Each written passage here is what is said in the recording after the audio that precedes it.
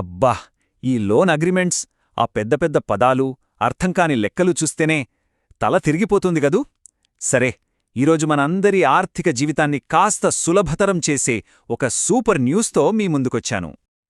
అంటే మనలో చాలామందికి ఈ ఫీలింగ్ వచ్చే ఉంటుంది. ఆ పేపర్ల బండిల్ చూసి, ఆ క్లిష్టమైన పదాలు చూసి, అమ్మో ఇది మన వల్ల కాదు అనిపిస్తుంది. కాని ఏం పర్లేదు, ఇది మన ఒక్కరి కథ కాదు, అందరిది ఇదే పరిస్థితి. అయితే ఇప్పుడు ఈ కన్ఫ్యూజన్ అంతటికీ ఒక ఫుల్ స్టాప్ పెట్టడానికి మన భారతీయ రిజర్వ్ బ్యాంక్ ఒక చాలా పవర్ఫుల్ టూల్తో మన ముందుకొచ్చింది. అసలు విషయంలోకి వస్తే దాని పేరే కీ ఫ్యాక్ట్ స్టేట్మెంట్, సింపుల్గా కేఎఫ్ఎస్. అంటే ఇప్పుడు మనం ఏదైనా ఫుడ్ ప్యాకెట్ కొంటే దాని వెనక న్యూట్రిషన్ లేబుల్ చూస్తాం కదా, ఎంత ఫ్యాట్ ఉంది, ఎన్ని క్యాలరీలున్నాయని. ఇది కూడా అచ్చం అలాంటిదే, మన లోన్కి సంబంధించిన న్యూట్రిషన్ లేబుల్ అన్నమాట. లోన్కి సంబంధించిన ప్రతి ముఖ్యమైన విషయం ఇందులో క్లియర్గా, సింపుల్గా ఉంటుంది. మరి ఇది ఎవరికి వర్తిస్తుంది? అక్టోబర్ 1, 2024 తర్వాత తీసుకునే అన్ని కొత్త రీటైల్ లోన్స్, అంటే మన personal loans, home loans, vehicle loans లాంటివి. అలానే ఎంఎస్ఎంఈస్, అంటే చిన్న చిన్న వ్యాపారాల కోసం తీసుకునే టర్మ్ లోన్స్ అన్నింటికీ ఇది కంపల్సరీ. సరే, ఇప్పుడు ఈ కేఎఫ్ఎస్లో ఉన్న మ్యాటర్ ఏంటో చూద్దాం. ఈ కొత్త డాక్యుమెంట్లో మనం దేనిమీద ఎక్కువ ఫోకస్ చేయాలో, ఏది మనల్ని కాపాడుతుందో తెలుసుకుందాం. ఇక్కడ చాలా చాలా ముఖ్యమైన విషయం ఉంది, జాగ్రత్తగా వినాలి. మనల్ని ఎప్పుడూ కన్ఫ్యూజ్ చేసేవి రెండే రెండు.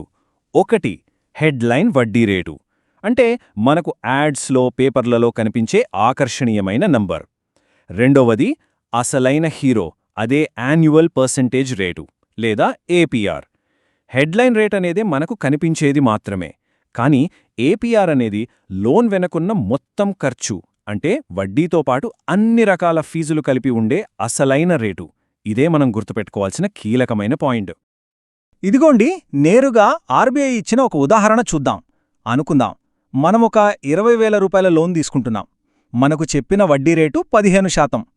ఇక ప్రాసెసింగ్ ఫీజులు అవి ఇవి అన్నీ కలిపి ఒక 400 రూపాయలు అనుకుందాం. మరి అప్పుడు మనకు పడే అసలైన భారం, అంటే ఏపీఆర్ ఎంతుంటుంది? చూశారా, 17.07%. మనం 15% అనుకుంటే మన మీద పడే అసలు భారం దాదాపు 17% కంటే ఎక్కువ. ఈ ఒక్క నెంబర్, ఈ ఏపీఆర్ మాత్రమే మన లోన్ యొక్క నిజమైన స్వరూపాన్ని చూపిస్తుంది. అందుకే ఇది చాలా చాలా ఇంపార్టెంట్. మరి ఈ ఏపీఆర్ ఎందుకంత ఎక్కువగా ఉంది అంటే, చూడండి, ఇందులో వడ్డీ రేటుతో పాటు ప్రాసెసింగ్ ఫీజులు, ఇన్సూరెన్స్ ఛార్జీలు, లీగల్ ఛార్జీలు, ఇంకా ఏవైనా తప్పనిసరిగా కట్టాల్సిన ఛార్జీలు ఉంటే అవన్నీ కలిపేసుంటాయి. అందుకే ఇది ఎప్పుడు మనకు చెప్పే హెడ్లైన్ రేటు కన్నా ఎక్కువగా ఉంటుంది. సరే, ఈ విషయాలు తెలుసుకోవడం వరకే కాదు, ఈ కేఎఫ్ఎస్ మన చేతికి ఎలాంటి కొత్త పవర్స్ ఇస్తుందో, మన హక్కులేంటో ఇప్పుడు చూద్దాం. ఇప్పుడు లోన్ తీసుకునే ప్రాసెస్ పూర్తిగా మారిపోతోంది. ఎలాగంటే, ముందుగా మనం ఏ పేపర్ మీద సంతకం పెట్టకముందే మన చేతికి ఈ కేఎఫ్ఎస్ ఇస్తారు. తరువాత దాన్ని పూర్తిగా చదివి ఆలోచించుకోవడానికి మనకు కనీసం 3 రోజుల కూలింగ్ పీరియడ్ ఇస్తారు.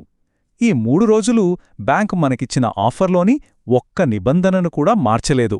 అంటే ఇకపై ఆ తొందర, ఆ టెన్షన్ ఉండదు. ప్రశాంతంగా అన్నీ చూసుకుని ధైర్యంగా నిర్ణయం తీసుకోవచ్చు. ఇది మనకు లభించిన అతిపెద్ద రక్షణ కవచం. ఆర్బీఐ సర్కులర్లో చాలా స్పష్టంగా చెప్పారు, కీ ఫ్యాక్ట్ స్టేట్మెంట్లో చెప్పని ఏ ఒక్క ఫీజును కూడా మన పర్మిషన్ లేకుండా లోన్ టైంలో ఎప్పుడూ వసూలు చేయకూడదు.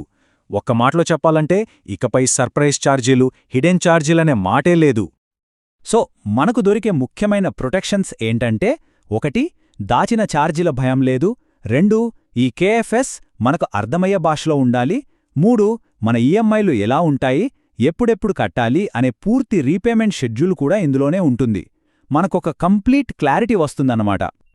మొత్తం మీద ఈ విశ్లేషణ నుండి మనం మనసులో బలంగా నాటుకోవాల్సిన ఆ ముఖ్యమైన విషయమేంటి? చాలా సింపుల్.